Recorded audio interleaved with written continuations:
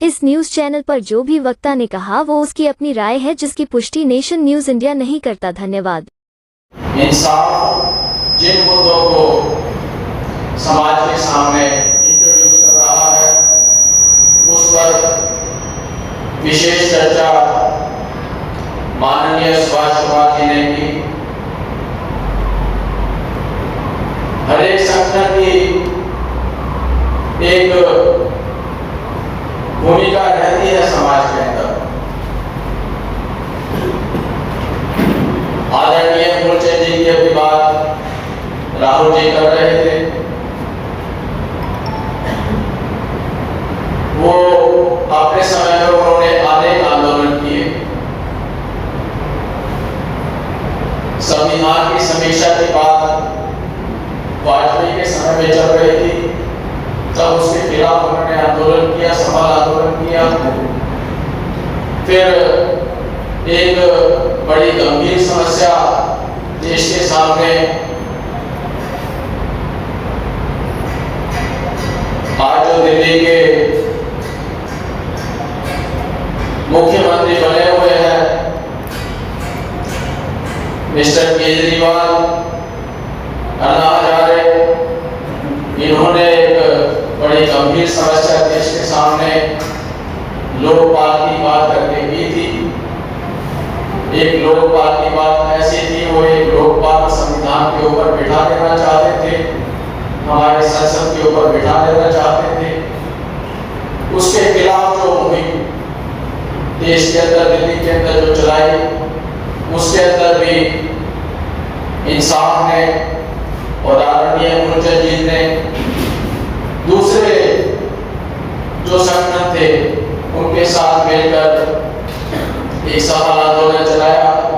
और आप देखते हैं कि जो हजारे का जो आंदोलन था, जिस दिशा के अंदर चल रहा था, वो ठंडे बस्ते में गया। मूलचंद जी ने अपने स्वास्थ्य कारणों से वो जिम्मेदारी मुझे सौंपी।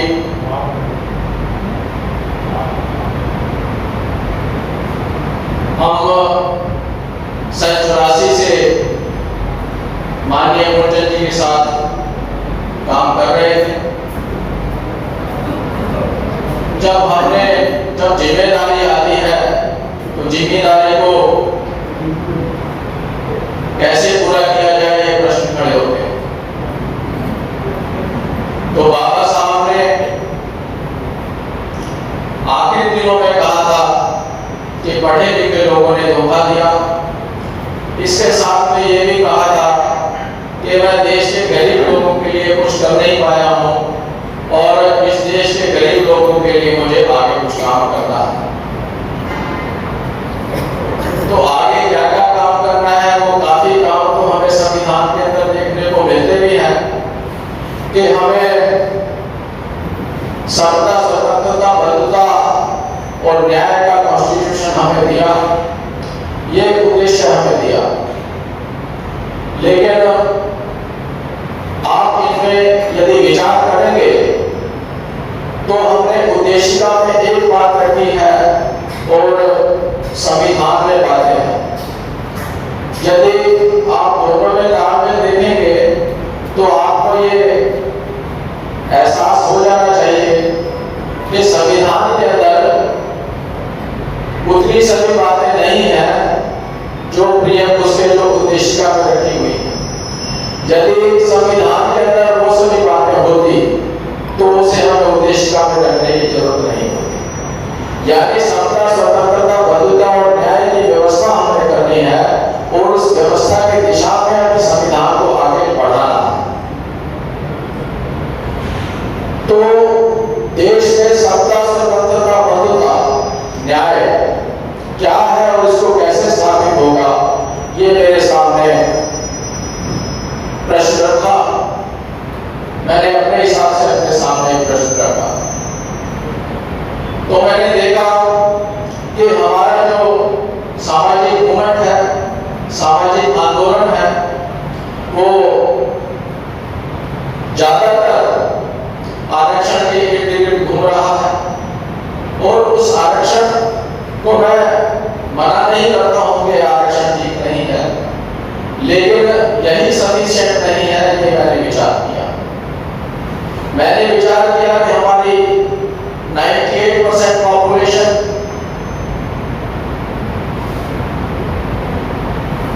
आरक्षण से लाभान्वित तो उसी वर्ग में से आते हैं, लेकिन ये 98% पॉपुलेशन वो अनऑर्गेनाइज क्षेत्र में है, और उस अनऑर्गेनाइज क्षेत्र को ये संविधान के अंदर कुछ विशेष बेनिफिट जो उसको होने चाहिए थे वो उसको नहीं मिलते हैं। नहीं मिलने के कारण फिर उसकी वही जो संकट ना होना उसका एक कारण उसके अंदर मिलता है। तो मुझे मुझे कुछ ऐसा चाहिए था कि ऐसे कुछ संवैधानिक उपाय हो कि इनका भला हो जाए। तो कुछ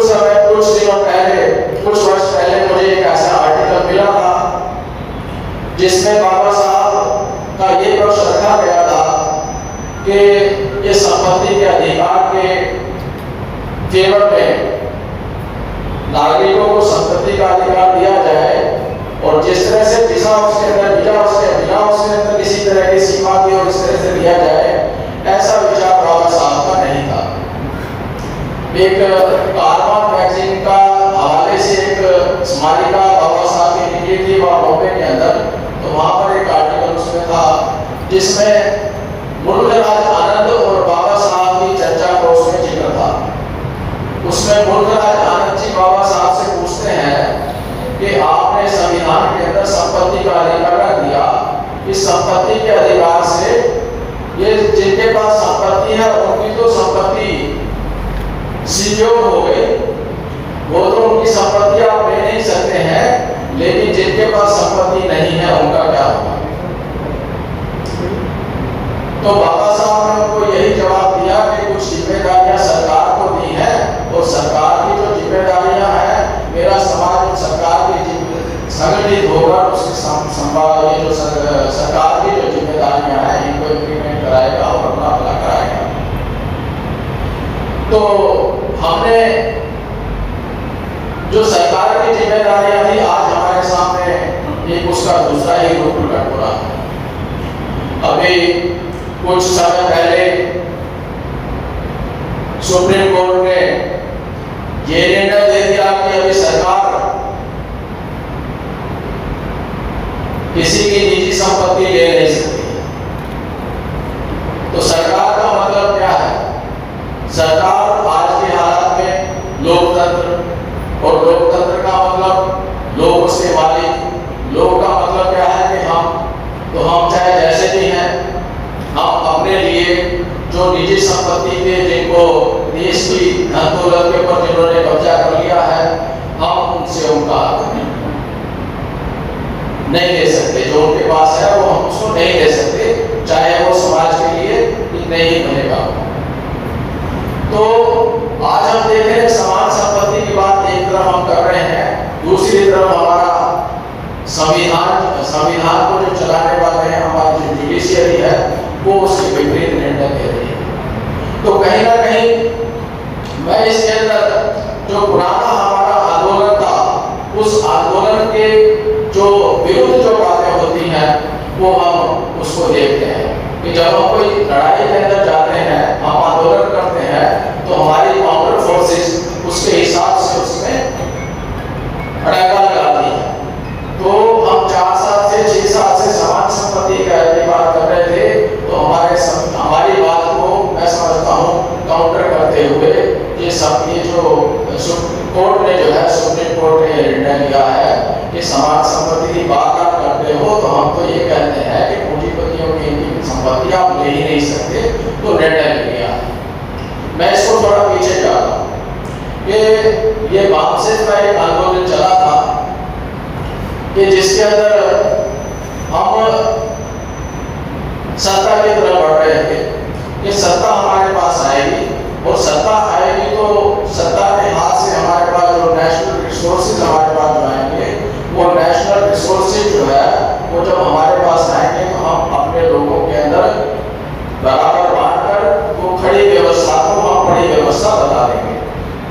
तो मेरा अपना मैंने जो इसका एनालिसिस किया कि जब उन्होंने हमारी काउंटर फोर्सेज ने ये देखा कि ये सत्ता इनके हाथ में चली जाएगी तो हमारे साधन संसाधन जो अभी देश के हाथ में है वो ये साधन संसाधन इनके हाथ में चले जाएंगे और ये आपस में बांट लेंगे उसको। तो सरकार ने क्या किया, सरकार ने नेशनल रिसोर्सेज जो सारे के सारे थे उनको प्राइवेटाइजेशन करना शुरू किया।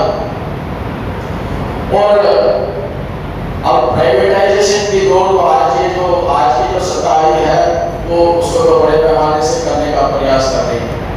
तो आप देखेंगे कि 90 के दशक के अंदर जब हमारी ताकत बढ़ रही थी तब प्राइवेटाइजेशन सबसे ज्यादा हुआ, लेकिन इसके बाद जो है जब हमारी ताकत कम हो गई तो प्राइवेटाइजेशन की जो गति उस समय थी जब वाजपेयी जी आए थे, उस समय एक स्पेशल मंत्रालय बना के और जितनी गति उस समय दी गई थी आप कंपेयर करेंगे तो आज गति उतनी नहीं है। मैं ऐसा समझता हूँ कि क्योंकि हमारी ताकत कम हो गई है तो उन्हें इसी बात की आवश्यकता नहीं लग रही कि जो नेशनल रिसोर्सेज हैं उनको प्राइवेट करके अपने हाथ में लिया जाए, अपने कब्जे में लिया जाए। तो ये जो निर्णय अभी आया है इसको निर्णय को मैं कहीं ना कहीं ये हमारे जो एक बात चली है उस बात का परिणाम मैं देख रहा हूँ। तो लोग हमसे पूछते हैं कि आपके पास कोई पॉलिटिकल ताकत नहीं है, आपकी जो बात है ये बात तो तभी मानी जाएगी जब आपके पास जो पॉलिटिकल पावर आएगी।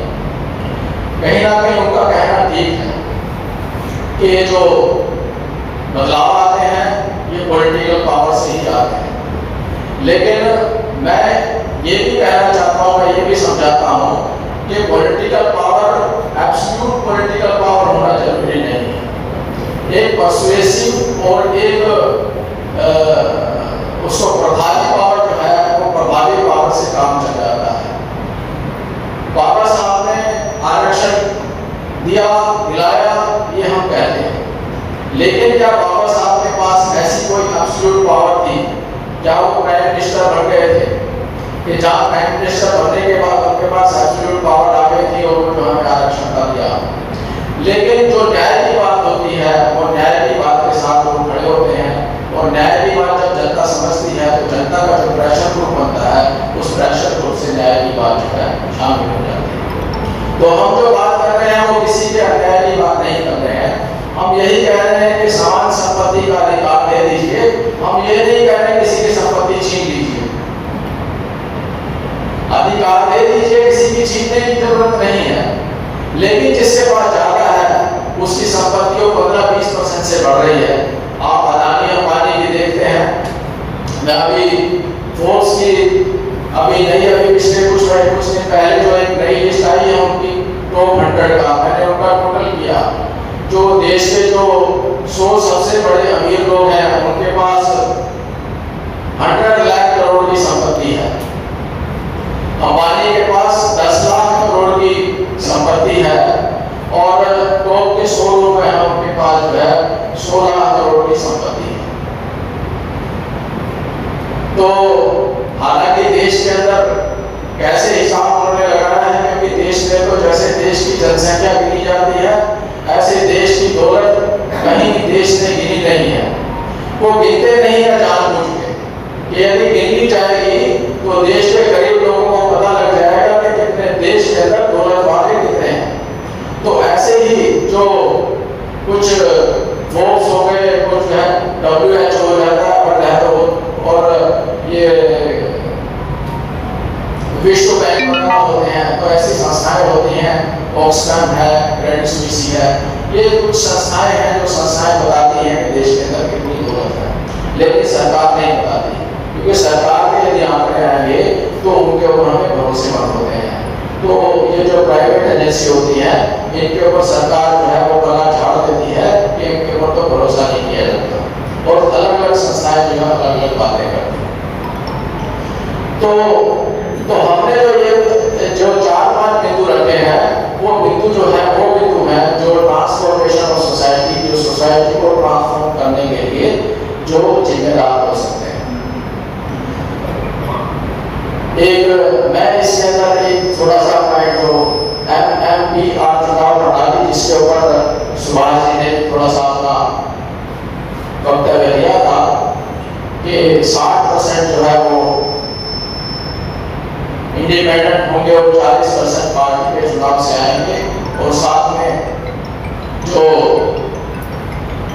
पार्टी के जो पार्टी को जो रिप्रेजेंटेशन उतने मिलेंगे जितने उनको वोट मिलेंगे। तो हमारी आज की जो व्यवस्था है एमपीटीबी व्यवस्था है, फर्स्ट पास द पोस्ट।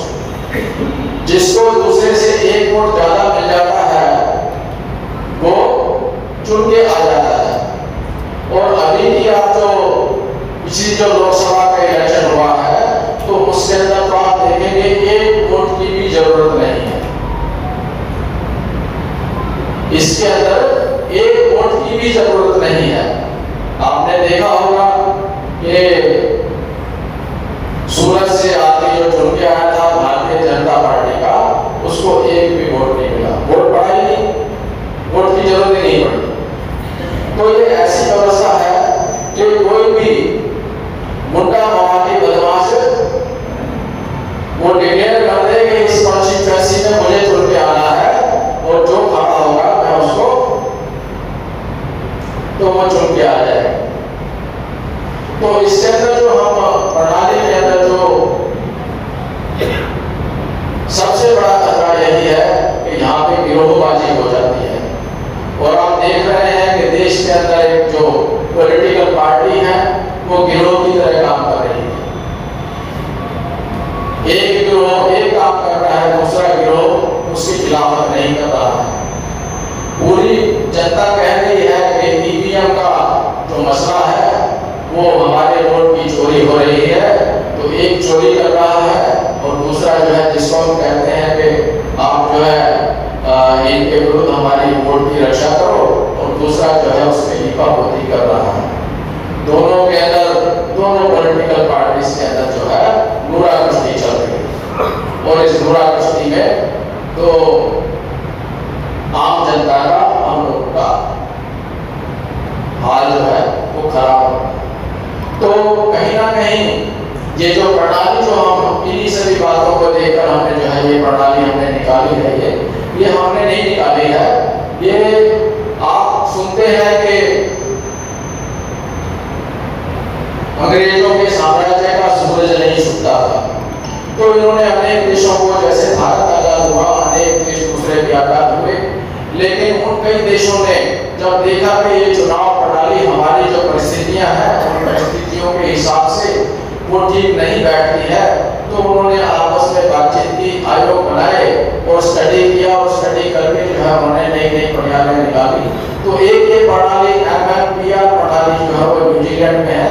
मैंने कई देशों के जो इसकी चुनाव प्रणाली का अध्ययन किया, तो मैंने ये देखा MMPR चुनाव प्रणाली जो है वो हमारे देश के लिए ठीक बैठी।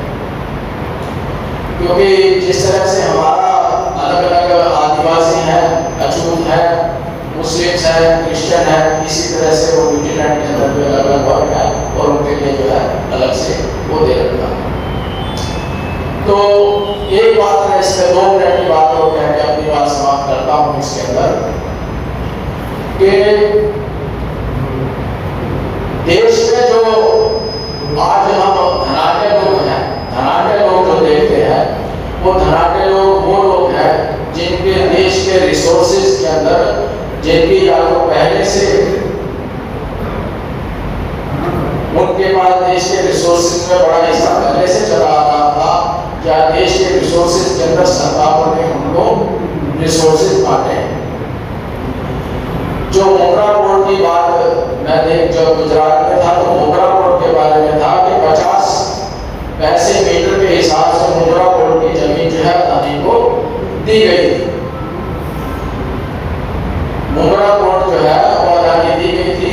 इसके अलावा मैं जो बैंक में अंदर सर्विस था, तो बैंक के अंदर भी जो है एक गाइडलाइन ऐसी आती थी कि जो मोगरा बोर्ड से आया होगा उसके ऊपर तो आपको जो है वो बेनिफिट देना है, लेकिन जो कांडला बोर्ड पे आएगा उसके लिए माइनस नहीं करना। ये लिखित बातें नहीं होती हैं, कई जो अंडरस्टैंडिंग होती है और जो ऊपर बैठे होते हैं इस तरह से जो है वो काम करते हैं। तो गुजरात के अंदर जो है वो मोगरा बोर्ड को बढ़ाने के लिए और कांडला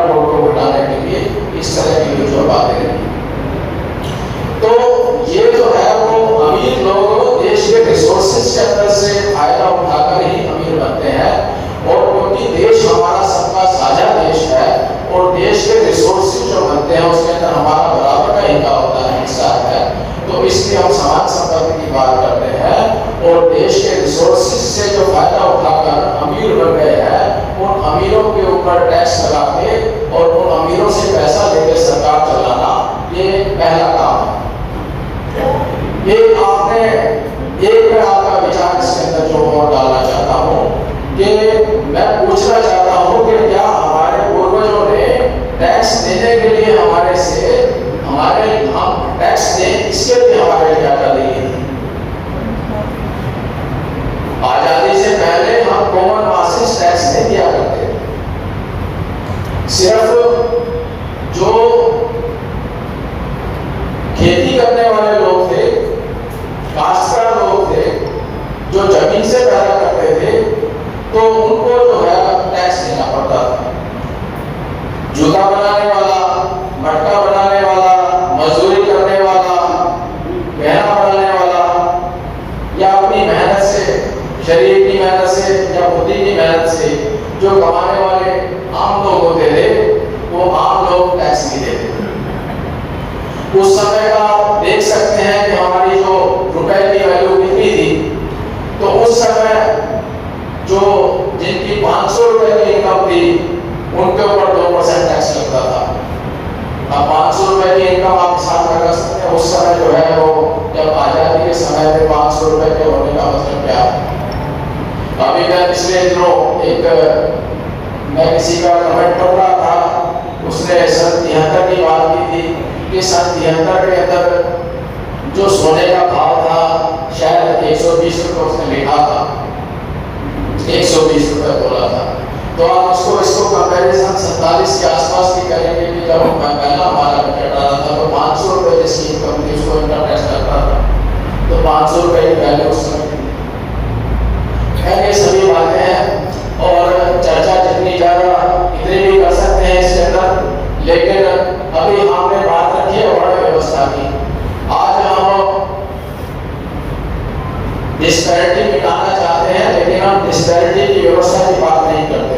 हमने कुछ समय पहले एक ये संगोष्ठी लगाई थी कि जाति व्यवस्था खत्म होनी चाहिए। तो जाति व्यवस्था हमारी जो है खत्म होनी चाहिए, इस पर हमने कुछ गोष्ठियां लगाई 2 साल पहले। लेकिन जब हम जाति व्यवस्था खत्म होने के लिए गोष्ठियां कर रहे थे, तो हमने देखा कि कहीं किसी शास्त्रों के अंदर जातियों की व्यवस्था नहीं है। ऋग्वेद के अंदर जो पुरुष सूक्त है उसके अंदर जो वर्णों की व्यवस्था है, और मनुस्मृति के अंदर भी वर्णों की व्यवस्था प्रमुख है। तो वर्णों की व्यवस्था को खत्म करने की हम बात नहीं करते हैं। और जब हम जातियों की बात करते हैं तो वर्ण व्यवस्था जो है इंटैक्ट हो जाती है। वर्ण व्यवस्था जो है, तो हमने उससे ये सीखा कि हमें जाति व्यवस्था के बजाय वर्ण व्यवस्था की बात करनी चाहिए। कि वर्ण व्यवस्था के अंदर जो है वो जातियां शामिल हो जाती हैं, वर्णों के अंदर जातियां शामिल हो जाती हैं, लेकिन जातियों के अंदर वर्ण शामिल नहीं होते। तो ये चतुर्वर्ण व्यवस्था जो है, तो जब चतुर्वर्ण व्यवस्था की बात करेंगे तो जातियां शामिल हो जाती है, लेकिन जब जातियों की बात करते हैं तो वर्ण व्यवस्था इंटैक्ट रह जाती है, और हमारी उच्च नीच की जो व्यवस्था है वो इंटैक्ट रह जाती है। तो हम ये समाज के अंदर ये पिछले 4-5 सालों से हम ये थोड़े सा जो केंद्र है इसका, हमारी लड़ाई का जो केंद्र है वो जातियों से हटाकर वर्णों के अंदर हम लेकर गए। खैर, तो मैं अभी इन्हीं शब्दों के साथ अपनी बात समाप्त करना चाहूँगा। मैं सिर्फ यही है कि जो विचारों से परिवर्तन होता है, जब विचारों से परिवर्तन होता है, विचार बदलते हैं तो हमारे एक्शन बदलते हैं, और एक्शन बदलते हैं तो एक्शन जो बदले एक्शन है वो परिवर्तन आते हैं। कहीं एक पुरानी बात